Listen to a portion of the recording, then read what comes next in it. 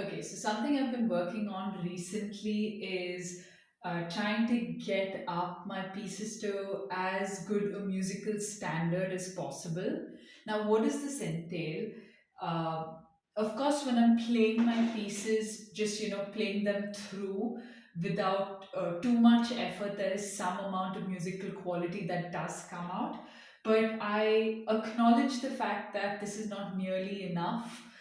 Some of these pieces are really challenging, and it takes a lot of time and effort to one, understand the musical quality of the piece, and two, to kind of implement musical ideas that I might have in my mind into what I'm playing. The second and more and pretty challenging aspect of playing a piece that's this complicated also is that you're not able to always hear what you play. Some people might be really good at playing a piece and then knowing exactly what it sounds like to an audience that might be listening to a piece.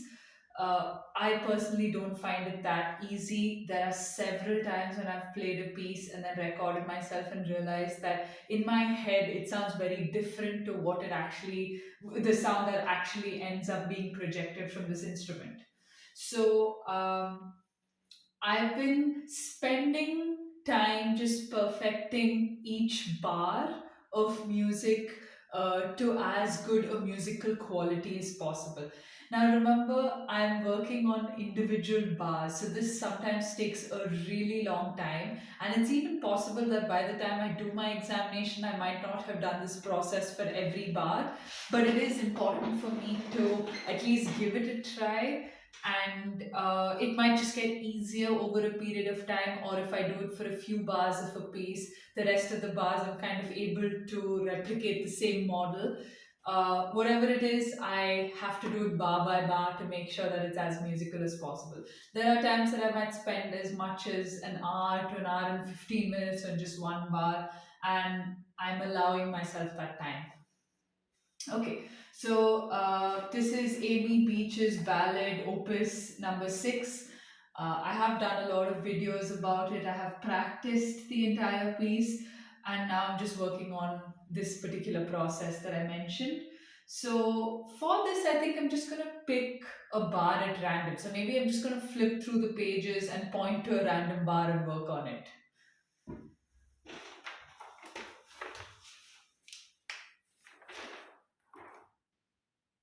Okay, fine. I just pointed at a random bar. It's the third page and the last bar. So, okay, let's start with it. So, what I'm going to start with doing is playing it a couple of times, singing it in my head, and then recording what it sounds like, playing it back for myself, and then changing it up accordingly.